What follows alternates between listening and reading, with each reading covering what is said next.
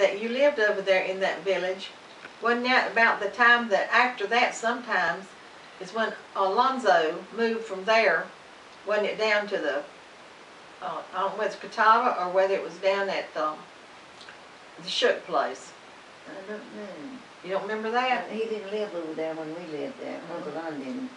He lived there then afterwards, I guess. Have you got any? He owned some property. He had some land over in there, but I don't remember them ever living there. What else do you remember about Alonzo? Do you remember anything much about him at all? Uncle Lon? Yes. Yeah, my dad is a little man, kind of not quite as small as Grandpa, I reckon, but Uncle Lon was kind of a chubby-like fella, I think. And he was bigger than my daddy was. Well, I don't know. I didn't never know him too good. I know we'd go over there. Sadie and me were good friends, and also first cousins. But I never seen Uncle Lon around there much. But I guess he's around there somewhere. He was working in Catawba. He had a store in Catawba for a period of time. And then eventually he had a store in Charlotte that he had down there after the Depression. Well, I didn't remember a lot about Uncle Lon because when I would visit in the home, I never seen him much. How about Grandma Ida? Oh, she was a good cook. She could fry the best fish I thought I'd ever eaten her. And she had to cook a lot too because she had a crowd. But I did think she fried the best fish. I've heard some other people talk about the fact that she was a good cook. Didn't you tell me that one time, Peggy, or something? Yeah, she fried her fish that she's talking about in fatback grease. Did she?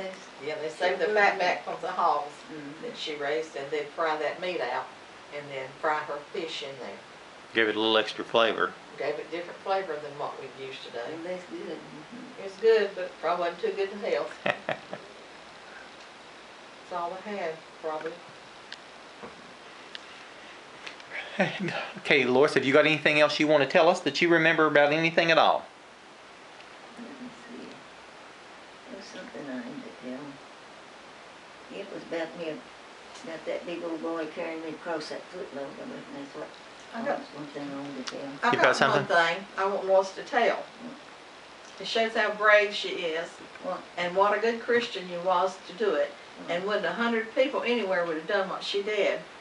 Tell about the scene at the Arbor one time when your head of your church, the DS or whoever it was preaching that time, and this man was up preaching, and after the service was over, you was so in an uproar. She was just in a rage. She had to go up there, and she marched herself right up there to him and confronted him and told him. Tell that what you told him. That did many years ago. I forget what preacher was that now. I forget. But he went against the teaching of our church, and there was somebody behind me that goes to church where I go now. And I said, that man's going against what we believe, and I'm going up there to tell him about it. He never told me to go or to sit down or nothing. But I went up there, and that preacher's over there at the piano talking to people over there. And I waited and waited to get to talk to him myself. And I said, I think he went against our denomination's creed, and tonight the Methodist people, and I just told him he just went against it, what we believed. What did he say? What it was now, I forget what it was that he said that this got me upset. Do you remember? I don't remember what it was now, Lois. I don't know. It was something against. But you told him. You said something against. You went against our doctrine of the church. Yeah, that's what it was. That we was always taught. Yeah, I told him. And you probably asked him if he had forgotten about it or something. But you reminded him. You quoted what your doctrine had said to him to straighten his mind out. Yeah, I told him it going against our creed, what we believe. Heard you were at camp meeting this year. I didn't go to camp meeting this year, I couldn't hardly walk. I thought you went. You did. You went to went. singing. Oh, they took me out there. To sing it. And then brought me back Yeah, you home. went I didn't singing, stay but a little bit.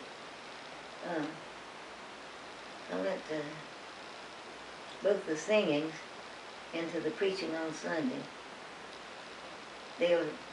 Hilton preached on Sunday, and he was my former pastor. At Shiloh. Yeah. And I don't want to be bragging on myself, but made me feel so good, because so many times nobody seem to appreciate what you do, you know. But he told me, he said he was still going to school when he was our pastor, and I forgot about that. And he's told me that I had helped him so much. And what he was saying, I think, was that my life and what I would do in the church Mm-hmm. that impressed him. And he told somebody else was standing there too, said she'd teach, and I forget what all else he said, bragging on me. I hadn't had nobody to brag on me in a long time. It was nice to hear those good things, wasn't it? Yeah. It was nice to hear those good things, wasn't it? Well, you know, it just made me feel good that somebody had appreciated me. Right. But the one we got now, if you brag